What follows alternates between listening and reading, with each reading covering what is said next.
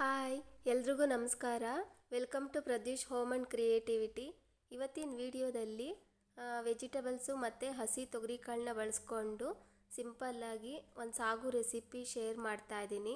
ಇಡ್ಲಿಗೆ, ದೋಸೆಗೆ ಮತ್ತು ಚಪಾತಿಗೆ ಮತ್ತು ಸಂಜೆ ಟೈಮು ರೈಸ್ ಜೊತೆನೂ ಕೂಡ ಮಾಡ್ಕೊಬೋದು. ತುಂಬಾ ಚೆನ್ನಾಗಿರುತ್ತೆ.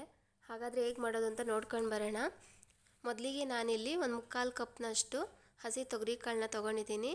ಹಾಗೆ ಒಂದು ಅರ್ಧ ಕಪ್ನಷ್ಟು ಸಣ್ಣದಾಗಿ ಹೆಚ್ಚಿಟ್ಕೊಂಡಿರ್ತಕ್ಕಂಥ ಹುರುಳಿಕಾಯಿ, ಅರ್ಧ ಕಪ್ನಷ್ಟು ಕೋಸು, ಅರ್ಧ ಕಪ್ನಷ್ಟು ಕ್ಯಾರೆಟು, ಹಾಗೆ ಒಂದು 1/4 ಕಪ್ ಆಗೋವಷ್ಟು ಬದನೆಕಾಯಿನೂ ಸಹ ಹೆಚ್ಕೊಂಡು ನೀರಲ್ಲಿ ಸೇರಿಸಿ ಇಟ್ಕೊಂಡಿದ್ದೀನಿ. ಹಾಗೆ ಇಟ್ಟರೆ ಕಪ್ಪಗಾಗ್ಬಿಡುತ್ತೆ ಅಂತ ನೀರಿನಲ್ಲಿ ಸೇರಿಸಿ ಇಟ್ಕೊಂಡಿದ್ದೀನಿ. ಇದಿಷ್ಟು ರೆಡಿ ಮಾಡಿಕೊಂಡು ನೆಕ್ಸ್ಟು ಮಸಾಲೆ ರೆಡಿ ಮಾಡ್ಕೊತಾ ಇದ್ದೀನಿ. ಅದಕ್ಕೆ ನಾನಿಲ್ಲಿ ಒಂದು ಮಿಕ್ಸಿ ಜಾರ್ ತೊಗೊಂಡು ಅದಕ್ಕೆ 2-3 ಸ್ಪೂನ್ ಆಗೋವಷ್ಟು ಹಸಿ ತೆಂಗಿನ ತುರಿ ಸೇರಿಸ್ಕೊಂಡಿದ್ದೀನಿ. ಹಾಗೆ ಒಂದು ಹೆಚ್ಚಿದ ಈರುಳ್ಳಿ, ಒಂದು ಪೂರ್ತಿಯಾಗಿ ಬೆಳ್ಳುಳ್ಳಿನ ಬಿಡಿಸ್ಕೊಂಡು ಸೇರಿಸ್ಕೊಂಡಿದ್ದೀನಿ. 1 ಇಂಚಷ್ಟು ಶುಂಠಿ, ಒಂದು 5 ಹಸಿಮೆಣಸಿನ್ಕಾಯಿ ಮತ್ತು 1 ಟೊಮೆಟೊನ ಹೆಚ್ಕೊಂಡಿದ್ದೀನಿ. ಹಾಗೆಯೇ 1 ಸ್ಪೂನ್ನಷ್ಟು ಹುರಿಗಡಲೆ, ಒಂದು ಅರ್ಧ ಸ್ಪೂನ್ನಷ್ಟು ಗಸಗಸೆ, 2 ಪೀಸಷ್ಟು ಚಕ್ಕೆ, ಒಂದು 4 ಲವಂಗ, 1 ಸ್ಪೂನು ಧನಿಯಾ ಪೌಡ್ರು, ಹಾಗೆ ಒಂದು ಸ್ವಲ್ಪ ನೀರು ಸೇರಿಸ್ಕೊಂಡು ಒಂದು ಸಲ ಗ್ರೈಂಡ್ ಮಾಡಿಕೊಂಡು ನಂತರ ಅದ್ರ ಜೊತೆಗೆ ಒಂದು ಸ್ವಲ್ಪ ಪುದೀನ, ಒಂದು ಸ್ವಲ್ಪ ಕೊತ್ತಂಬರಿ ಸೊಪ್ಪನ್ನು ಸಹ ಸೇರಿಸ್ಕೊಂಡು ಫುಲ್ಲು ನೈಸ್ ಪೇಸ್ಟ್ ಥರ ಈ ಥರ ಗ್ರೈಂಡ್ ಮಾಡಿ ಇಟ್ಕೊಂಡಿದ್ದೀನಿ. ನೆಕ್ಸ್ಟು ಸ್ಟವ್ ಮೇಲೆ ಒಂದು ಕುಕ್ಕರ್ ಇಟ್ಕೊಂಡು ಅದಕ್ಕೆ ಒಂದು 3 ಸ್ಪೂನ್ನಷ್ಟು ಆಯಿಲ್ ಸೇರಿಸ್ಕೊಂಡು 1 ಸ್ಪೂನ್ನಷ್ಟು ಸಾಸಿವೆ, ಒಂದು ಅರ್ಧ ಸ್ಪೂನ್ನಷ್ಟು ಸೋಂಪು, ಒಂದು ಅರ್ಧ ಸ್ಪೂನ್ನಷ್ಟು ಕಸೂರಿ ಮೇಥಿ, 1 ಪೀಸ್ ಚಕ್ಕೆ, 1 ಪಲಾವ್ ಎಲೆ ಅಷ್ಟು ಸೇರಿಸ್ಕೊಂಡಿದ್ದೀನಿ. ಹಾಗೆ 1 ಈರುಳ್ಳಿನ ಸಣ್ಣದಾಗಿ ಹೆಚ್ಕೊಂಡು ಸೇರಿಸ್ಕೊಂಡಿದ್ದೀನಿ. ಇದಿಷ್ಟನ್ನು ಒಂದು ಸಲ ತಿರುಗಿಸ್ಕೊಂಡು ನೆಕ್ಸ್ಟ್ ತರಕಾರಿಗಳನ್ನ ಸೇರಿಸ್ತಾ ಇದ್ದೀನಿ. ಮೊದಲಿಗೆ ನಾನಿಲ್ಲಿ ತೊಗರಿಕಾಳು, ಕ್ಯಾರೆಟು ಮತ್ತು ನವಿಲುಕೋಸು, ಹುರುಳಿಕಾಯಿ ಹಾಗೆ ಬದನೆಕಾಯಿನ ನೀರೆಲ್ಲ ತೆಗೆದುಬಿಟ್ಟು ಸೇರಿಸ್ಕೊಂಡಿದ್ದೀನಿ.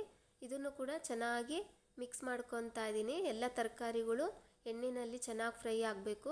ಹಾಗೆ ಒಂದು ಸಲ ಮಿಕ್ಸ್ ಮಾಡಿಕೊಂಡು ಅದಕ್ಕೆ 1 ಸ್ಪೂನ್ನಷ್ಟು ಅರಿಶಿನ, 1 ಸ್ಪೂನ್ನಷ್ಟು ಉಪ್ಪನ್ನು ಸಹ ಸೇರಿಸ್ಕೊಂಡು ಚೆನ್ನಾಗಿ ತಿರುಗಿಸ್ಕೊತಾ ಇದ್ದೀನಿ.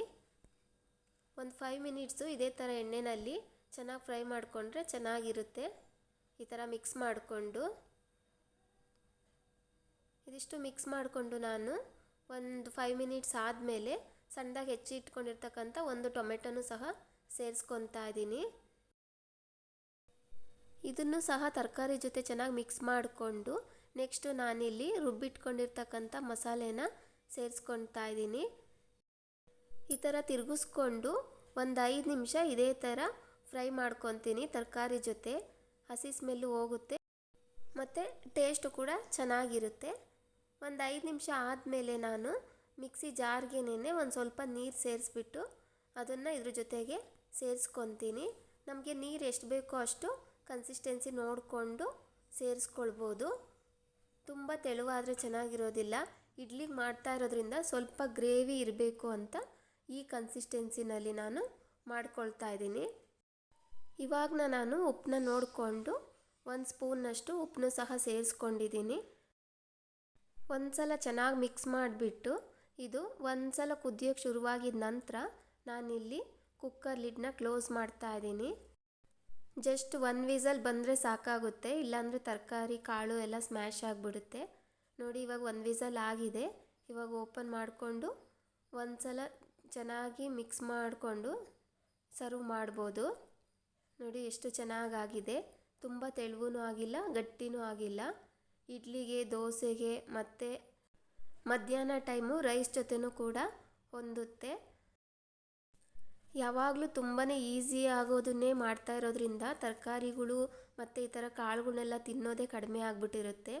ಒಂದೊಂದು ಸಲ ಈ ಥರ ತರಕಾರಿ ಕಾಳು ಎಲ್ಲನೂ ಬಳಸಿ ಈ ಥರ ಮಾಡೋದ್ರಿಂದ ಟೇಸ್ಟು ಕೂಡ ತುಂಬಾ ಚೆನ್ನಾಗಿರುತ್ತೆ. ಹಾಗೆ ಮಕ್ಳಿಗೂ ಸಹ ವೆಜಿಟೇಬಲ್ಸು ಎಲ್ಲ ತಿನ್ನಿಸ್ದಾಗೂ ಇರುತ್ತೆ. ಟೇಸ್ಟು ಕೂಡ ತುಂಬಾ ಚೆನ್ನಾಗಿರುತ್ತೆ.